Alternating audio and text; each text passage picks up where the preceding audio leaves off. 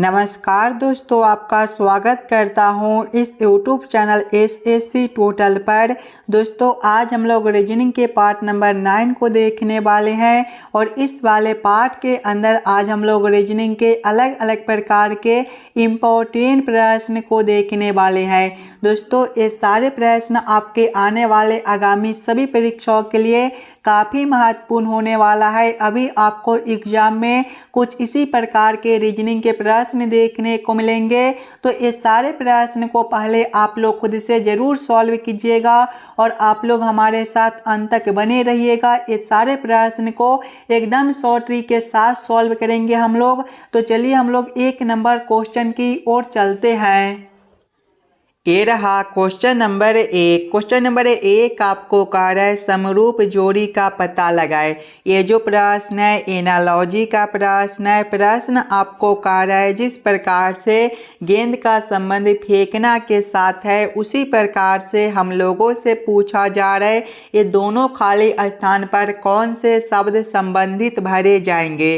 अगर आप लोग ध्यान से देखिएगा तो गेंद को जो है वो फेंका जाता है, उसी प्रकार से दोस्तों ऑप्शन नंबर डी में देखिएगा तो फुटबॉल को जो है वो किक करना होता है। यानी कि इस वाले क्वेश्चन मार्क पर फुटबॉल और इस वाले क्वेश्चन मार्क पर किक करना भरा जाएगा। क्वेश्चन नंबर 1 का आपका ऑप्शन नंबर डी जो है सही उत्तर बनता है। चलिए अगले प्रश्न की ओर हम लोग चलेंगे, क्वेश्चन नंबर 2 की ओर। ये रहा क्वेश्चन नंबर 2। क्वेश्चन नंबर 2 आपको कह रहा है उस विकल्प का चयन करें जिसका 5वीं संख्या के साथ वही संबंध है जो चौथी संख्या का तीसरी संख्या से है और दूसरी संख्या का पहली संख्या से है।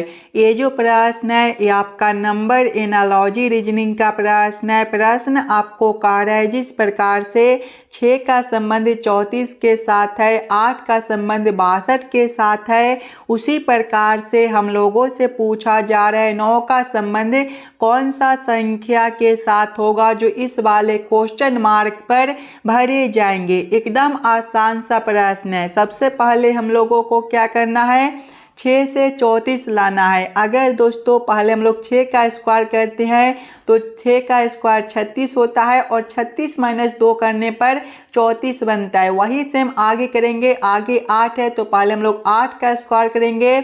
8 का स्क्वायर 64 होता है और 64 - 2 करने पर 62 बनता है। आगे 62 भी दिया गया है। यानी कि इस वाले प्रश्न को हम लोग इसी प्रकार से सॉल्व कर सकते हैं। तो वही सेम हम लोग आगे करेंगे। आगे संख्या 9 है तो पहले हम लोग 9 का स्क्वायर करेंगे। 9 का स्क्वायर 81 होता है। 81 - 2 करने पर आपका 79 बनेगा। 79 आपका ऑप्शन नंबर ए में दिया गया है जो कि हमारा सही उत्तर हो जाएगा। इस वाले क्वेश्चन मार्क पर आपका 79 भरा जाएगा। चलिए अगले प्रश्न की ओर हम लोग चलेंगे, क्वेश्चन नंबर 3 की ओर। ये रहा क्वेश्चन नंबर 3। क्वेश्चन नंबर 3 आपको कह रहा है निम्न आकृति में कितने त्रिकोण है। इस वाले आकृति के अंदर टोटल कितना त्रिकोण यानी कि त्रिभुज बनता है ये हम लोगों से पूछ रहा है। पहले आप लोग वीडियो को रोक लीजिएगा और खुद से ज़रूर काउंटिंग करने की कोशिश कीजिएगा।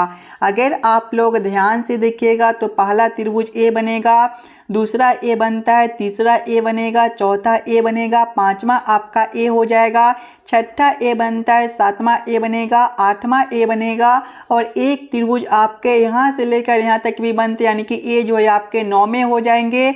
9 आपका ऑप्शन नंबर डी में दिया गया है जो कि हमारा सही उत्तर बनता है। इस वाले आकृति के अंदर टोटल 9 त्रिभुज दिए गए हैं। चलिए अगले प्रश्न की ओर हम लोग चलेंगे, क्वेश्चन नंबर 4 की ओर। ये रहा क्वेश्चन नंबर 4। क्वेश्चन नंबर 4 आपको कह रहा है उस विकल्प का चयन करें जो आकृति में प्रश्न चिन्ह के स्थान पर रखे जाने के लिए सर्वोत्तम उपयुक्त हो। ये जो प्रश्न है ये आपका मिसिंग नंबर से रिलेटेड प्रश्न है। यहाँ पर एक क्वेश्चन मार्क दिया गया है। इस वाले क्वेश्चन मार्क पर कौन सा संख्या भरा जाएगा ये हम लोगों से पूछ रहा है। ये जो प्रश्न है एकदम आसान सा प्रश्न प्रश्न है, अगर आप लोग थोड़ा सा दिमाग लगाइएगा तो इस वाले प्रश्न को एकदम आसानी के साथ सॉल्व कर पाइएगा। अगर आप लोग ध्यान से देखिएगा प्रश्न को तो देखिए 15 है, 90 है और 75 है। अगर दोस्तों सबसे पहले हम लोग 15 गुना 6 करते हैं तो ये आपका 90 होता है और 15 गुना 5 करने पर आपका 75 होता है। उसी प्रकार से आगे देखिएगा तो 18 गुना 6 करने पर जो है वो आपका 108 होता है और 18 गुना 5 करने पर आपका 90 होता है। तो वही सेम हम लोग आगे करेंगे।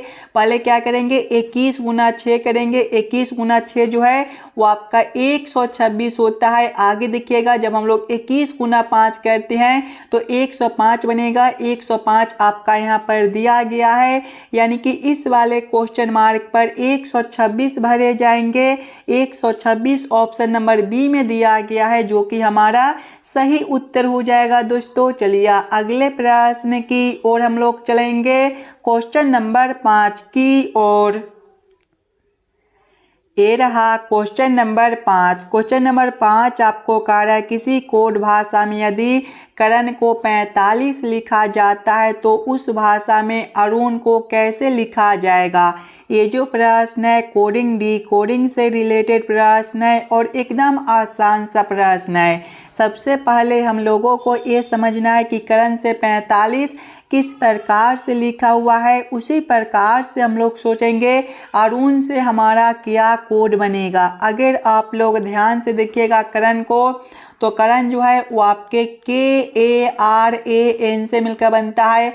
अगर हम लोग सबसे पहले करण के सभी अक्षर को ABCD के क्रमानुसार लिखते हैं तो के जो है वो आपके ABCD के क्रम में 11वें नंबर पर होता है। ए आपका पहले पर, आर आपका 18वें पर होता है, ए आपका पहले पर और एन आपका 14वें पर। सभी संख्या को आपस में जोड़िएगा तो 11 प्लस 1 आपका 12 बनेगा। 12 प्लस 18 30, 30 प्लस 1 31 और 31 प्लस 14 आपके 45 हो जाएंगे। 45 आपका यहाँ पर दिया गया है, यानी कि इस वाले प्रश्न को हम लोग इसी प्रकार से सॉल्व कर सकते हैं। तो वही सेम हम लोग अरुण के साथ करेंगे। अरुण जो है वो आपका ARUN से मिलकर बनता है। इसके भी सभी अक्षर को हम लोग पहले ABCD के क्रमानुसार लिखेंगे। तो ए आपका पहले नंबर पर होता है दोस्तों, आर आपका 18वें पर होता है, यू आपका 21वें पर होता है और एन आपका 14वें पर। सभी संख्या को आपस में जोड़िएगा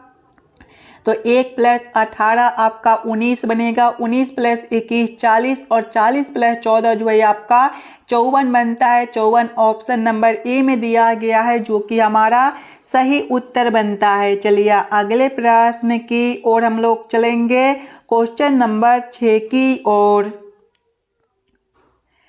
ये रहा क्वेश्चन नंबर 6। क्वेश्चन नंबर 6 आपको कार्य निम्न में से कौन सी संख्या दी गई श्रेणी में प्रश्न चिन्ह के स्थान पर आएगी। ये जो प्रश्न है ये आपका श्रृंखला सीरीज से रिलेटेड प्रश्न है। एक श्रृंखला सीरीज दिया गया है और यहाँ पर एक क्वेश्चन मार्क है। इस वाले क्वेश्चन मार्क पर कौन सा संख्या भरा जाएगा ये हम लोगों से पूछ रहा है।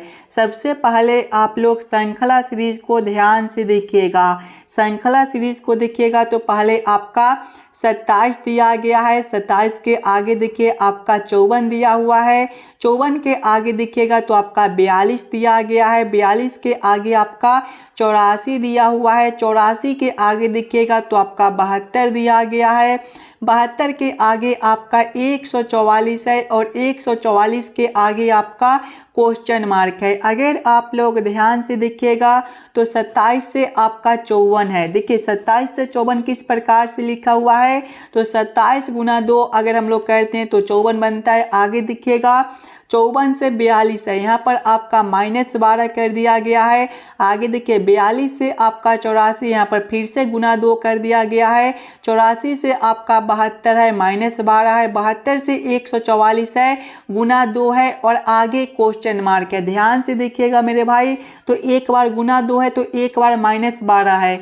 यहाँ पर गुना 2 है, यानी कि अगला अंतर -12 का बनेगा। जब हम लोग 144 -12 करते हैं तो 132 हो जाएगा। जाएगा 132 ऑप्शन नंबर सी में दिया गया है, जो कि हमारा सही उत्तर बनता है। इस वाले क्वेश्चन मार्क पर 132 भरा जाएगा। चलिए अगले प्रश्न की ओर हम लोग चलेंगे, क्वेश्चन नंबर 7 की ओर। ये रहा क्वेश्चन नंबर 7। क्वेश्चन नंबर 7 आपको कार्य है, दी गई श्रृंखला के अगले दो पद ज्ञात कीजिए। ये जो प्रश्न है ये आपका अक्षर श्रृंखला से रिलेटेड प्रश्न है। एक अक्षर श्रृंखला दिया गया है और यहाँ पर दो क्वेश्चन मार्क है। ये दोनों क्वेश्चन मार्क पर कौन से अक्षर भरे जाएंगे ये हम लोगों से पूछ रहा है। अगर आप लोग ध्यान से देखिएगा अक्षर श्रृंखला को, तो पहले आपका जे दिया गया है दोस्तों। जे जो होता है ये आपके ABCD के क्रम में 10वें नंबर पर होता है। आगे आपका एल है, ये 12वें नंबर पर होता है। आगे आपका ओ है, ये 15वें नंबर पर होता है। आगे आपका एस है, ये आपका 19वें नंबर पर होता है। और आगे आपका दो क्वेश्चन मार्क है। अगर आप लोग ध्यान से देखिएगा तो 10 से 12 है, प्लस 2 कर दिया गया है। 12 से 15 है, प्लस 3 है। 15 से आपका 19 है, प्लस 4 है। देखिए प्लस 2 प्लस 3 प्लस 4, यानी कि अगला अंतर प्लस 5 का हो जाएगा और इससे अगला अंतर आपका प्लस 6 का हो जाएगा। जब हम लोग 19 प्लस 5 करते हैं तो ये आपका 24 हो जाएगा। और ABCD के क्रम में 24वें नंबर पर जो है वो आपका 1 होता है। आगे देखिएगा तो आपका क्वेश्चन मार्क है। दोस्तों आप लोग ये जरूर याद रखिएगा, ABCD में जो है वो आपके टोटल 26 अक्षर होते हैं। 26 के बाद जो है वो आपका फिर से ABCD आ जाते हैं, यानी कि 26 के बाद हमारा फिर से इसमें 1 2 3 4 चले आएंगे। जब हम लोग देखिएगा एक आपके 24वें पर होते हैं, 24 प्लस 6 करेंगे तो आपका 4 बनेगा। और चौथे पर आपका डी होता है। कौन सा ऑप्शन में आपका एक्स और डी दिया गया है, तो ऑप्शन नंबर सी में देखिएगा एक्स और डी दिया गया है, जो कि हमारा सही उत्तर बनता है। इस वाले क्वेश्चन मार्क पर एक्स और इस वाले क्वेश्चन मार्क पर डी भरे जाएंगे। चलिए अगले प्रश्न की ओर हम लोग चलेंगे, क्वेश्चन नंबर 8 की ओर। ये रहा क्वेश्चन नंबर 8। क्वेश्चन नंबर 8 आपको कह रहा है, उस वेन आरेख का चयन कीजिए जो निम्न के बीच के संबंध को सर्वोत्तम ढंग से निरूपित करता है। ये जो प्रश्न है वेन आरेख वेन डायग्राम से रिलेटेड प्रश्न है। मुद्रा, अर्थव्यवस्था और रुपया का किस प्रकार से वेन आरेख वेन डायग्राम बनेगा ये हम लोगों से पूछ रहे हैं। सबसे पहले आप लोग ये सभी शब्दों को ध्यान से देखिए और समझने की कोशिश कीजिएगा कौन शब्द किसके साथ संबंधित है। अगर आप लोग ध्यान से देखिएगा तो अर्थव्यवस्था के अंदर आपका मुद्रा आ जाएगा और मुद्रा के अंदर आपका रुपया, यानी कि सबसे पहले अर्थव्यवस्था के लिए एक गोला बना लेंगे, इसके अंदर आपका मुद्रा हो जाएगा तो मुद्रा को इसको अंदर रख देंगे और इसके अंदर रुपया, यानी कि रुपया के लिए आरेख आपका यहाँ पर बनेगा। इस प्रकार का वेन आरेख Venn diagram option number C में दिया गया है, जो कि हमारा सही उत्तर बनता है। चलिए अगले प्रश्न की ओर हम लोग चलेंगे, क्वेश्चन नंबर 9 की ओर। ये रहा क्वेश्चन नंबर 9। क्वेश्चन नंबर 9 आपको कह रहा है, दी गई आकृतियों में से विषम आकृति को पहचाने। यहाँ पर 4 आकृतियाँ दिया गया है। ये चारों आकृति में सबसे अलग आकृति कौन सा दिया गया है ये हम लोगों से पूछ रहा है। अगर आप लोग ध्यान से देखिएगा आकृति ए को, तो इसका मुख देखिए नीचे की ओर खुला हुआ है। आकृति बी का मुंह जो है वो आपका ऊपर की ओर खुला हुआ है। आकृति सी का मुंह जो है वो आपका नीचे की ओर खुला हुआ है। और आकृति डी का मुंह देखिए इसका भी आपका नीचे की ओर खुला हुआ है। देखिए ए सी और डी का मुंह नीचे की ओर खुला हुआ है, जबकि आकृति बी को देखिएगा तो इसका मुंह आपका ऊपर की ओर खुला हुआ है, यानी कि सबसे अलग आकृति आपका बी बनता है। बी ऑप्शन नंबर ए में दिया गया है, जो कि हमारा सही उत्तर हो जाएगा। चलिए अगले प्रश्न की ओर हम लोग चलेंगे, क्वेश्चन नंबर 10 की ओर।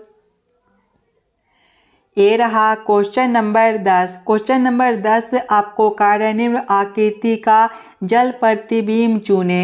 इस वाले आकृति का किस प्रकार से जल प्रतिबिंब बनेगा ये हम लोगों से पूछ रहा है। दोस्तों जल प्रतिबिंब में क्या होता है कि आकृति ऊपर वाले आपको नीचे उलटकर चले आते हैं और नीचे वाले आकृति जो है वो आपके उलटकर ऊपर चले जाते हैं। यानी कि जब हम लोग इस वाले आकृति को इस प्रकार से उलटेंगे तो आपका किस प्रकार का आकृति बनेगा। सबसे पहले जो आपका ए लाइन इस प्रकार से है ये आपका इसी प्रकार से रहेगा और ये जो नीचे वाला आकृति है ये आपके उलटकर ऊपर इस प्रकार से हो जाएंगे और रंगे हुए भाग नीचे है तो आपका ऊपर चला जाएगा। उसके बाद दिखेगा तो आपका ये जो आकृति यहाँ पर है ये आपके उलटकर अब यहाँ पर हो जाएंगे और रंगा हुआ भाग आपका ऊपर है तो उलटकर नीचे चलाएगा। इस प्रकार का उत्तर आकृति दिखेगा। कौन सा दिया गया है तो इस प्रकार का उत्तर आकृति डी दिया गया है और डी जो है वो आपका ऑप्शन नंबर ए में दिया गया है जो कि हमारा सही उत्तर बनता है।